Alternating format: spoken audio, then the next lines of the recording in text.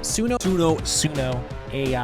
And this is truly mind-blowing. And it is the most impressive text-to-song AI I've ever seen. I mean, Jesus Christ. This is the scariest AI tool that has ever been released. This is something that is absolutely insane. Holy smokes, how good is that? It's AI. It's everywhere.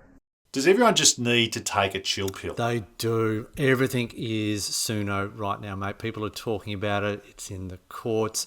I've got a lot to say, and I've got some questions about it too, mate. We've been looking at suno.ai for the last few weeks, and I got to tell you, it's very impressive. You can go into this website, you put in a text prompt, and in a matter of seconds, it generates a song that sounds studio grade, or near studio grade, you could argue. But today we're going to look at it and really scrutinise whether it is actually going to be the thing that takes over the world. There's a lot of people who are really worried for musicians out there. We're going to unpack that and also maybe just sort of see what the future might hold there. So Al, there is lots to be impressed about by this tool. Oh, absolutely, mate. Look, it's fun. You can jump on, you can create your own songs. I mean, kids are doing it. It's a bit of a plug and play situation. It doesn't take much of a brain to kind of have a go, but I don't think it's really going to change the music industry too much in the fact that robots can't feel emotion yet. Now, what I want to say about that is, mate, is that any artist that has had a hit song and a legacy put their heart and soul into music. I mean, some artists just have a random song that becomes a number one hit, but anyone that's been an artist that people follow for many years, there's work to it, and AI can't replicate that yet. Now, whether AI can teach itself to do that is another question. Taking the emotion of what humans put into music is what can't be replicated, and we've already had people like Patti Smith and others kind of say that, so they're not really scared of it. It's just going to change slightly what is currently happening in the industry. Yeah, look, I mean, this is a tool that for the first time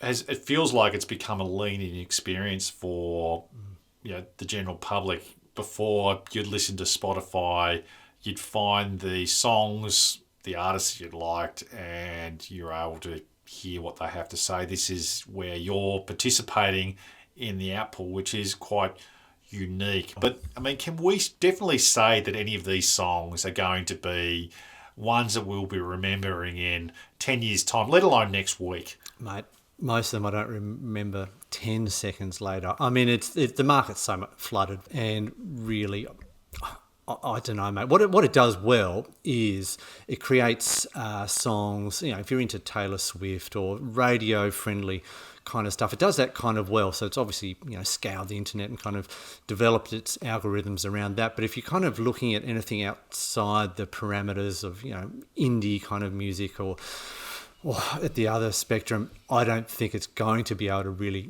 recreate that at all. And they're the kind of bands that you and I are into, mate. So I don't think we're going to be too worried about it. It's been very good at training. So these generative AI tools, and this is one of them, what they're built off is by learning and scrutinizing other material in order to understand rules that can be, help generate other things. And this is where musical songs are very prone to it, because it is just rules, I guess, and I know there's a ton of rules, and let's not underestimate that these rules are sometimes complicated to understand, but I think machines have demonstrated that they can actually understand these particular rules. But the problem is that the best songs out there, and let's go back to, say, the Beatles, okay? Now, why they were so good in the first place is, well, they were actually able to break the rules. So the conventions that existed at the time, they were able to do something different to what people were expecting at the time. And through the years, you can see numerous examples of that happening, which has resulted in various forms of different musical genres that have come out. Now, all I see at the moment is a tool that can regurgitate what people have done before, but I can't see it at the moment coming up with a brand brand new genre, and everything that I've heard at the moment suggests that it's just not quite there yet. Mate, if you kind of put a similarity against the movie industry, for example, everyone was up in arms, when CGI came out and it looked really fake and all this kind of stuff. But eventually it's just become the norm now, and companies like DC and Marvel are producing massive amounts of films which are just becoming so normalised and so bloody boring that my worry is that if AI kind of goes down this path within music and you're constantly hearing the same kind of crap that you are on Suno or whatever website it's going to be, I don't know, it's not going to be good for the listener. So there's always going to be room for indie music and alternative music that's actually made by humans for humans. Exactly right. And like you've got to see, just recently Nintendo have came out and said they're not going to be using generative AI to develop its products. You look at the hype around self-driving cars. Look, there is, I think there is a little bit in human intelligence which is always helpful to throw into the mix to make something great. And that's what we're really here about. We want to hear something great. We just don't want to hear things that are just good or blah. I feel as if the step that we're at, and this is just much more general statement, between generative AI, so ChatGPT, for example, and that next step where it's just called artificial general intelligence, it might take a little bit of time to get there. Now, once you do get there, that will be interesting because all of a sudden you might actually have something to break those rules that I was talking about. But as it stands at the moment, I just don't see it being there. But Al, I've got to put it to you.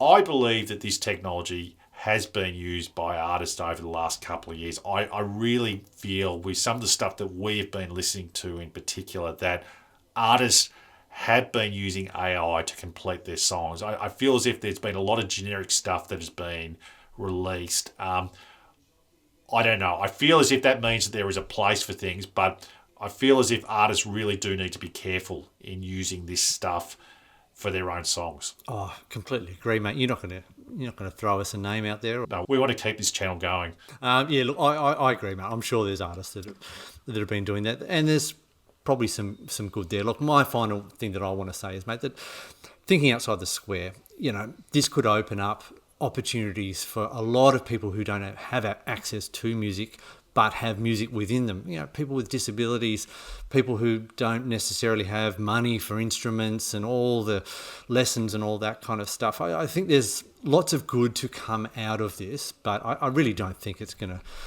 trouble the school board too much in terms of changing and disrupting the music industry too much too soon. I could be wrong.